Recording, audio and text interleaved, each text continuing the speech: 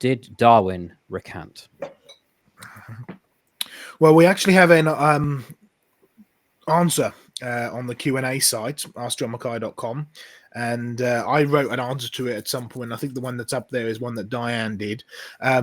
Basically, in a nutshell, and I'll let the other comments. Number one, we don't know the heart of a man just before he dies. There is an opportunity for salvation right up to the point of death, and then it ends. So we do not know what happened on those last final moments.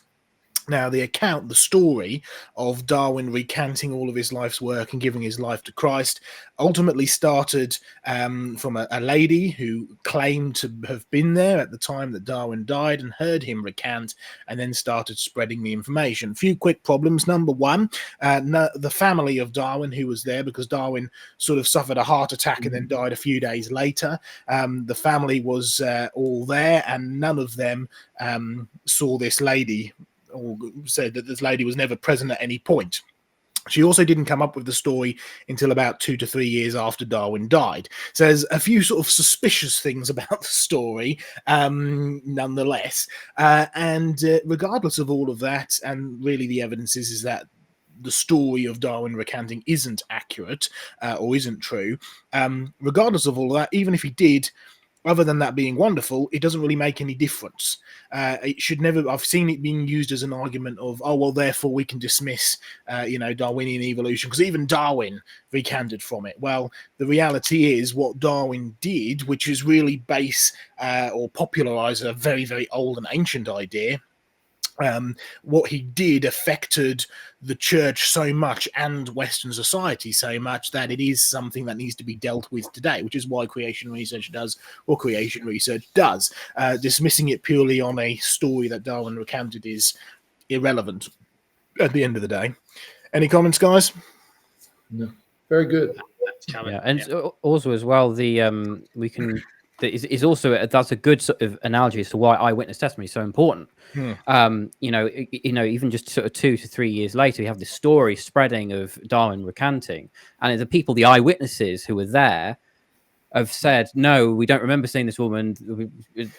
She wasn't there. This is completely false. X, Y, Z, and this is a good sort of mirror, as it were, to how we can rely on the Gospels, because this was all eyewitness testimony and it's been recorded down, and the Jewish people were sticklers for details and recounting things accurately, recounting things accurately, as well as talking about things with reference to other people, like for instance Paul in 1 Corinthians 15 says there are 500 witnesses, many of whom are still alive today. Essentially, go and ask them and they'll back you up with saying what I'm saying is true. So they were all sort of interlinking with each other, talking to each other, and they all knew what was going on, essentially with Jesus and reciting these the memories of Christ and what he preached, but people would see it from different viewpoints, which is why we have slight variations in the different gospel accounts, but this is consistent with eyewitness testimony as we know it today anyway.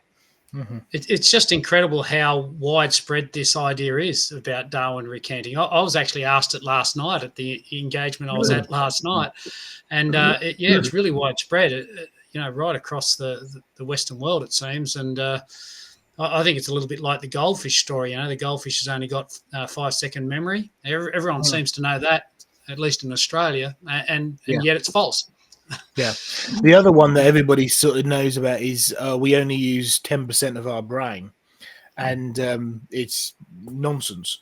At the end of the day, I think the closest you can trace that back to is that a group of scientists in an interview once said we only know what about 10% of the brain does. And so that ended up being misconstrued, which they were basically saying the brain is so complex, we're still struggling to understand it.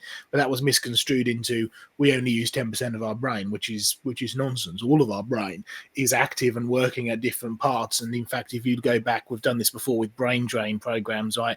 If you look at humans in the past with bigger brains, more neurons, more ability to be able to make connections, and more intelligence. So there's all sorts I look around the world, Joe, and I dispute that. I don't think people use their brains much at all. Well, okay. Well,